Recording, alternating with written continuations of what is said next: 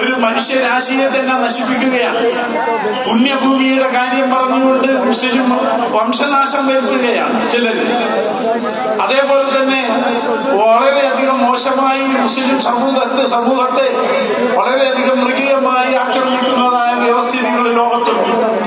ജനാധിപത്യത്തിന്റെ ലേബിളിൽ അറിയപ്പെടുന്നവരും അവർ സത്യത്തിൽ സമത്വത്തിലും നിലനിൽക്കുന്നവരാണെന്ന് പറയുന്നവരും ഇങ്ങനെ മുസ്ലിമിന്റെ ഇസ്ലാമിനെതിരെ പല ആക്രമണങ്ങളും നടത്തുന്നു.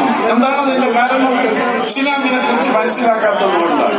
ഇസ്ലാമിക പ്രവാചകനായ നബി സ്വല്ലല്ലാഹു അലൈഹി വസല്ലം 1.25 ലക്ഷത്തിൽ പരം വരുന്ന തന്റെ അനുയായികളെ വിളിച്ചുകൊണ്ട് പരിശുദ്ധമായ മിനായിൽ വെച്ച് കൂട്ടിയിട്ട് ചോദിക്കുകയുണ്ടായി, ഓ സത്യവിശ്വാസികളെ, ഇതേതാണ് ഈ മാസം, ഇതേതാണ് ഈ ദിവസം, ഇതേതാണ് ഈ പ്രദേശം? വിശദീകരിക്കേണ്ടതാണെങ്കിലും ഞാനത് ഒരു 4-5 മിനിറ്റിൽ ഒതുക്കി പറയുകയാണ്. ഇതേതാണ് ഈ സ്ഥലം, ഇതേതാണ് ഈ മാസം, ഇതേതാണ് ഈ ദിവസം. പെരുന്നാൾ ദിവസമാണ്, പുണ്യദിനമാണ്. അതേപോലെ തന്നെ പുണ്യഭൂമിയാണ്. അതേപോലെ തന്നെ അത് ദുൽഹിജ്ജത്ത് മാസമാണ്. മുസ്ലിം സമുദായത്തിന് ഏറ്റവും പ്രിയങ്കരമായ മാസം ദുൽഹിജ്ജത്ത് മാസം. ആ സ്ഥലം മക്ക പുണ്യഭൂമി. ആ ദിവസം പെരുന്നാൾ ദിവസം. എന്നിട്ട് റസൂല് ലോകത്തോട് പറഞ്ഞു, ലോകത്തോട് എന്ന് പറഞ്ഞത് ബോധപൂർവം പറയുകയാണ്.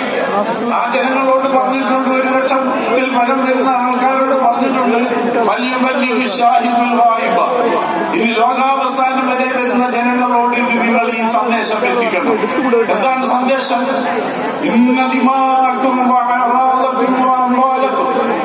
നിങ്ങളുടെ രക്തവും നിങ്ങളുടെ അഭിമാനവും നിങ്ങളുടെ സമ്പത്തും ഹറാമിനാലേക്കും അത് പവിത്രമാണ്.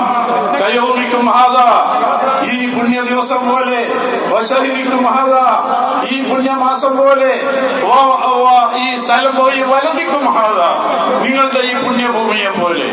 ഏതെങ്കിലും ഒരാളുടെ അഭിമാനത്തിന് ക്ഷതമേൽപ്പിച്ചാൽ ഈ മക്കയ്ക്ക്, പുണ്യഭൂമിക്ക്, കഅബയ്ക്ക് ക്ഷതമേൽപ്പിക്കുന്നതിന് തുല്യമാണ്. ഏതെങ്കിലും ഒരാളുടെ സമ്പത്തിനെ അപഹരിച്ചാൽ ഈ പരിശുദ്ധമായ ദുൽഹിജ്ജത്ത് മാസത്തെ ഇതിന്റെ ഈ വരുന്ന യൗമുൽ ഈദിനെ അലങ്കോലപ്പെടുത്തുന്നതിന് തുല്യമാണ്. ഏതെങ്കിലും ഒരാളുടെ സമ്പത്തിനെ അപഹരിച്ചാൽ, അതേ അവരുടെ രക്തം ചിന്തിയാൽ, അകാരണമായ ഒരാളുടെ രക്തം ചിന്തിയാൽ, അത് പുണ്യഭൂമിക്ക് വേണ്ടിയാണെങ്കിൽ ഈ പുണ്യഭൂമിയേക്കാൾ, അതേപോലെ തന്നെ ഈ പരിശുദ്ധമായ ദിനത്തിനെ പോലെ, ഈ ദുൽഹിജ്ജത്ത് മാസം പോലെ ഏറ്റവും അതിനെ ആക്രമിക്കുന്നതിന് തുല്യമാണ്, അതിന്റെ മഹത്വത്തെ കെടുത്തുന്നതിന് തുല്യമാണ്. അതുകൊണ്ട് മനുഷ്യന്മാർ അവരുടെ അഭിമാനത്തെയും രക്തത്തെയും അതേപോലെ തന്നെ അവരുടെ സമ്പത്തിനെയും സംരക്ഷിക്കണം. അത് പുണ്യമാണ്.